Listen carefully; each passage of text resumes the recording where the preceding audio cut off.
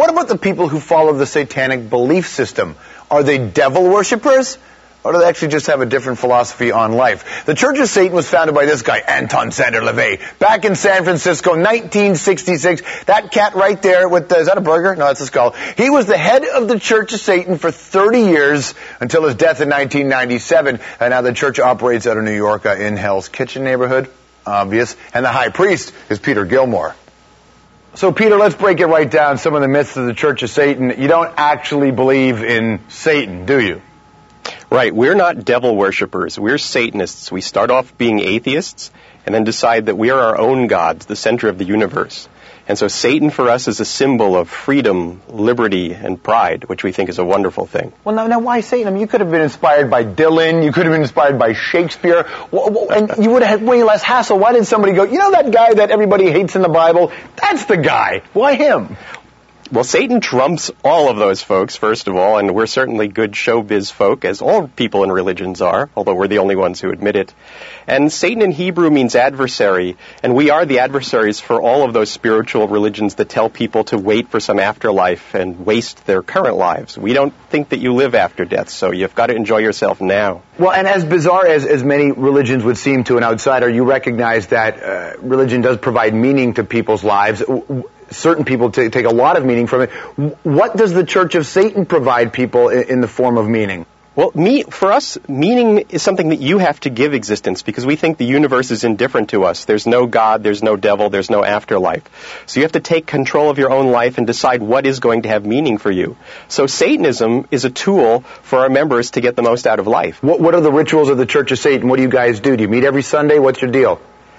Well, ritual is a tool, and we are not required to use it. We consider it a self-transformative psychodrama. It's a way of going into a theatrical space where you release any emotions that are hindering you from enjoying your life. So if somebody's done you something wrong, they've gone out of their way to harm you, you go into the ritual chamber and you put a curse on them. You take a doll of them, you stick pins in it, you scream and shout and your system. Then you leave it there. You don't take it with you once you've gotten out of the chamber. And that way you feel a hell of a lot better. Yeah, but do you actually, you're sticking pins in people's dolls, imagining they're people. Do you expect that somebody out there is going to go, Jesus, my back really hurts all of a sudden? No, we don't expect that. But if something bad happens to them after that, we're not going to feel sorry for them because they're the ones who harmed us in the first place. Well, I guess obviously you always hear the negative press that comes to the Church of Satan. Anytime there's some sort of ritualistic killing out there, your church steps up and disavows yourself from those groups. Do you have any relationship with those people who call themselves Satanists and do these things that you don't agree with? Well, actually, the FBI has proved that there really are no organized groups doing any of those ritualized killings. That's a big misnomer that was fostered by Christian evangelists during what we call the Satanic Panic. Every once in a while, you'll find somebody crazy who is a Christian. They believe in the Christian God and the Christian devil, and they believe that their devil symbol is evil, and they might use that to try to put something negative on someone they hurt. But that's something that's actually far rarer than you might expect. It just gets a lot of attention. And how does somebody become the high priest? How do you become the Black Pope? Like we all saw when Pope John Paul II passed away and the whole process to bring us Benny XVI. We saw the black smoke and the drama. What happens when you become the Black Pope of the Church of Satan? Well, in the Church of Satan, it's merit, not inherit. So I spent a long time working as an administrator of the organization, being on the Council of Nine, which is the board of directors for the whole thing. And I was a close friend and confidant of Anton LaVey. So when he perished, he basically had set up his companion, who was our high priestess Blanche Barton, myself and my wife Peggy Nadramia to be the main administrators of the organization.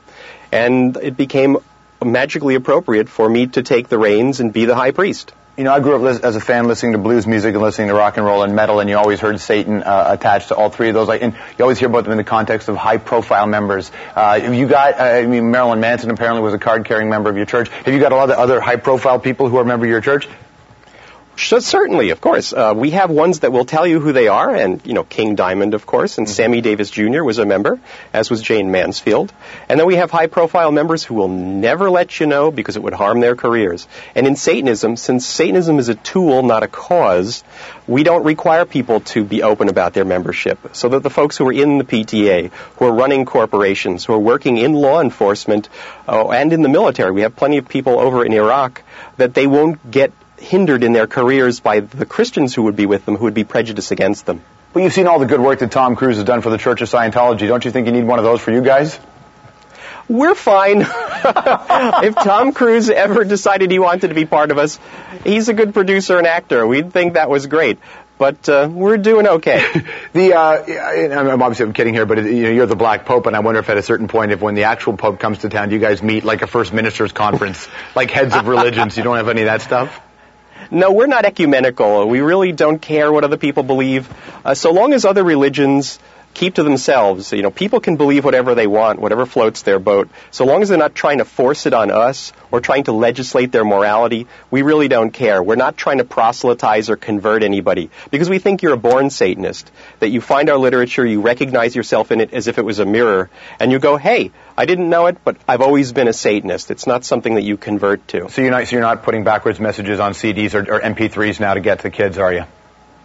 No, we don't let people who are under the legal age of adulthood join, and we prefer mature folks who have made a real good decision about who they are and wanting to throw in their lot with us. We appreciate you taking the time on the day that is 666. Any big plans for tonight? Anything you got in the works? Fireworks or something? Yes, well, not fireworks, but we're performing a Satanic High Mass in Los Angeles at the Steve Allen Theater. The Center for Inquiry, which is a skeptical society, realized that we Satanists are also skeptics. We're materialists and Epicureans. So we're going to have a High Mass where there are Satanists gathering from about 9 different countries around the globe to have the first public Satanic ritual. Peter Gilmore, High Priest of the Church of Satan, the Black Pope, thanks for taking the time. Thank you so much for having me.